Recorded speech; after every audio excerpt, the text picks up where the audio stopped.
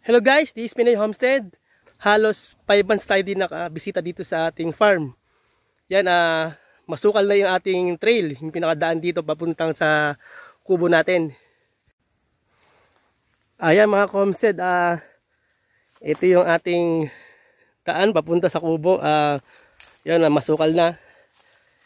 Yon, ito yung ating update. Matagal tayo hindi nakapunta rito dahil may mga personal na lakad tayo at busy. Yan, tumami na yung mga native na trees saka halaman dito. Yan, makikita mo yung mga native natin, no? Yan. Hindi ko siya ma-identify kung anong klaseng puno ito. Yan. Di katulad nito, batino to. Yan, mga batino. Yan. Malalaki. Ayun guys, ayun ang advantage. Yun, lumalaki yung mga native trees natin dito. Siyempre, ang disadvantage yung mga damo. Yan, yung mga cogon grass. Yan mga homestead, mag-partial clearing muna tayo dito sa ating daanan, dito sa ating farm.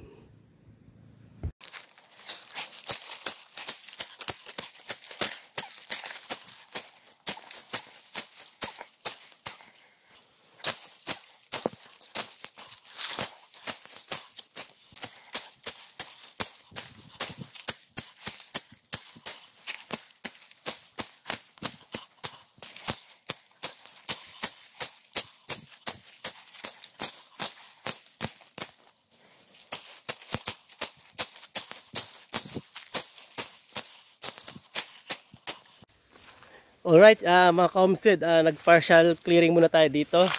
Yan, pagbalik lang uli natin dito sa farm. Pagbalik natin sa farm, itutuloy uli natin yung clearing dito. Yan, medyo malinis na. Tapos sa likod, yan, medyo madamo pa. Baga wala pa tayo sa kalahati. Kaya tatapusin pa natin yung pagbalik natin. Ayan mga ka-homestead, sa second day uli natin, ituloy natin dito yung ating pagdadamo. Dito sa ating daanan papunta sa kubo. Balik ulit tayo. Ayan, guys, ito na yung ating second day. Yung second day nito ay mga after 1 week na pagbalik natin dito sa ating farm. Yan, wala namang ganung nagbago. Yan, siyempre almost 1 week lang tayong nawala dito sa farm. Yan, day 2 natin ngayon para magtabas. Yan, ginamit ko na yung gloves ng motor para safe tayo. Yan, hanggang doon tayo naghuminto. Yan, ngayon ulitin ko ulit dito kahit partial lang na pagtabas. And then doon banda doon, doon tayo magfupul sa pagdadamo. Yan.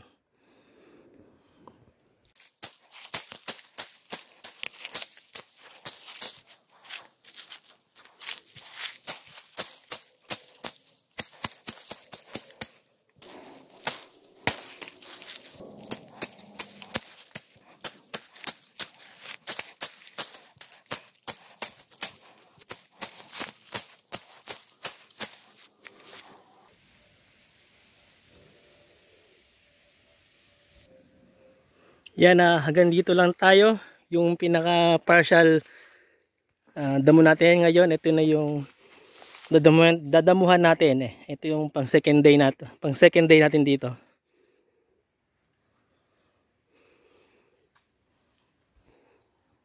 Yan, kung napapansin nyo, dumami na. Nagtaasan na yung mga native trees.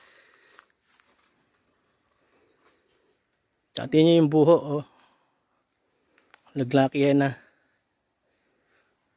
Ang bilis guys lumaki nito, halos almost 1 year lang siya na pinabayaan ko na lumaki dyan sa baba. Ganyan na siya kataas hanggang sa bangin niyan guys.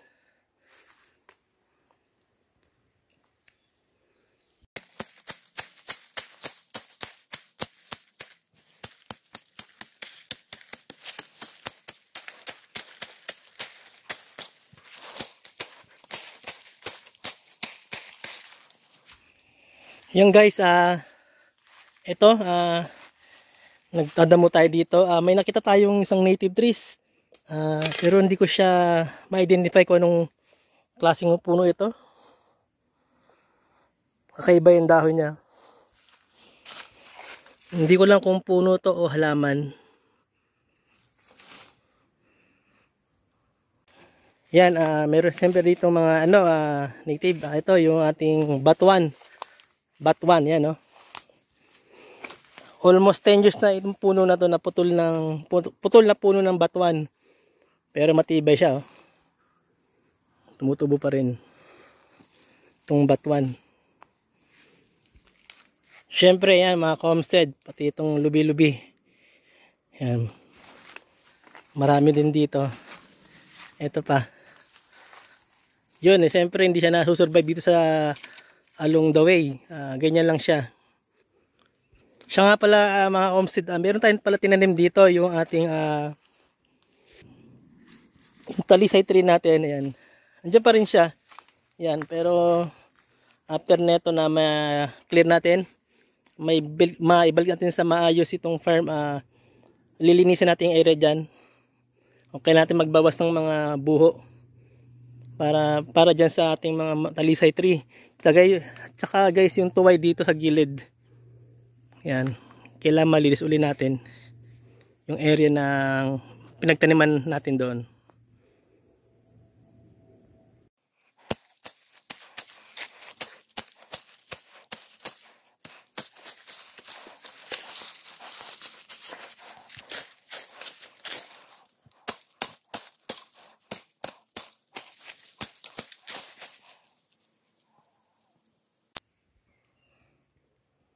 Ayan mga homestead, hanggang dito na muna tayo. Dito sa may gumuhong lupa. Yan. Ito yung second day natin. Mabalikan natin siya sa third day naman. Yan. Mahaba na rin yung nalinis nating daan. Bali mga 1/4 na lang. Yan. Ito na lang yung ating lilinisin. Papunta doon sa ating kubo. Dito kasi ako dumadaan sa ngayon. Yan, nakikiraan ako dyan. Ito kasi hindi natin nalinis ng ilang buwan na rin. Halos kulang-kulang 1 taon na rin. Ayan, ito ating ika-second day. Yan. Yan guys, this is our third day ng ating pag-clearing dito sa ating trail. Yan, hindaan natin papunta sa farm. In last natin, second day, ating babalikan at tatapusin natin ngayon. Siguro dito na tayo mag-umpisa. Yan, tama-tama lang dito. Para ulitin natin yung mga iba pang damo na matataas dito sa area na to.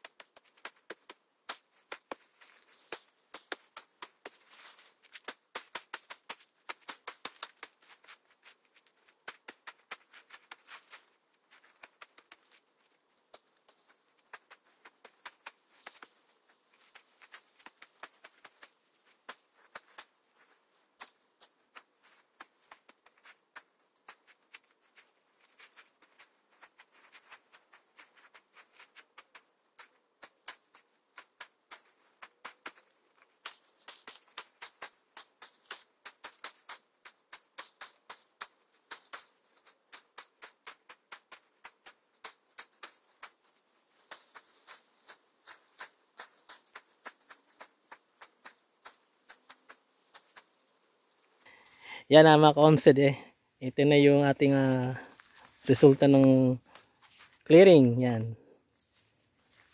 Ito na yan ma'am. Medyo ano na siya. Malinis na yung yung daanan dito. Yan. Nakapaglakad dyan ng maayos. Yan. Hanggang dito lang muna tayo. Yan. Ito na yung packet ng kubo. Yan. Pagbalik ko na lang yan yung susunod yung lilinisin. Yan tanaw na yung kubo dito mga ka-homestead. Yan, at least kapag may bisita tayo hindi na sila mahirapan maglakad dito sa trail. Yan.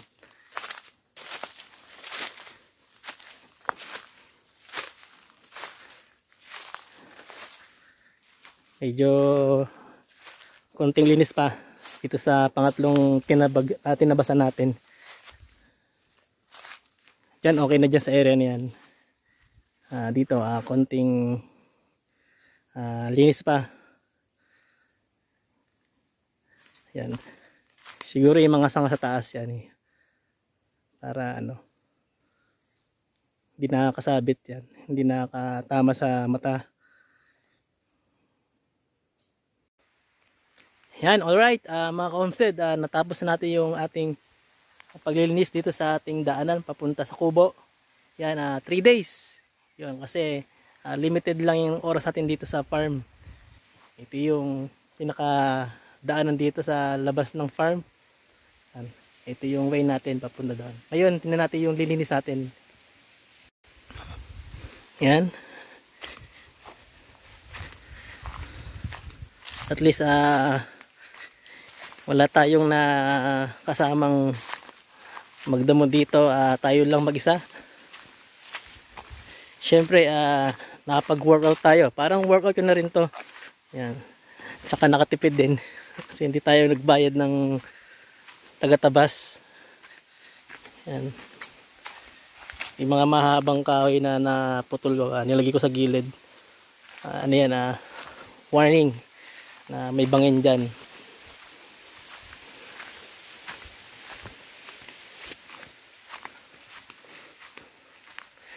Yan. At least malinis-linis na yung nadadaanan natin dito. Dati hindi ako makapasok sa area na to. Sa kabila ako dumadaan. Yan. Ayun, dito. Pwede na tayong makapasok sa farm. Yan, ayan, sapa yan guys. Pag tagulan, may tubig yan. Yan, hanggang dito lang yung paglilinis natin. Yan. Galing tayo kanina doon. Yan. Ayan mga ka-homestead, hanggang dito na lang at nasundan yung ating 3 days na pagkatabas dito sa trail. Yan, dito sa daanan papunta sa ating kubo. Yan, at least dito lang tayo. Dahan-dahan lang kasi nakakapagod. Yan. Ayan guys, ito yung ating 3 days na pagkatabas. Yan, mga ka-homestead, hanggang dito na lang. Sa mga bago lang sa channel na to, mag-subscribe na po kayo. Yan. Kaya don't forget, like, share, subscribe.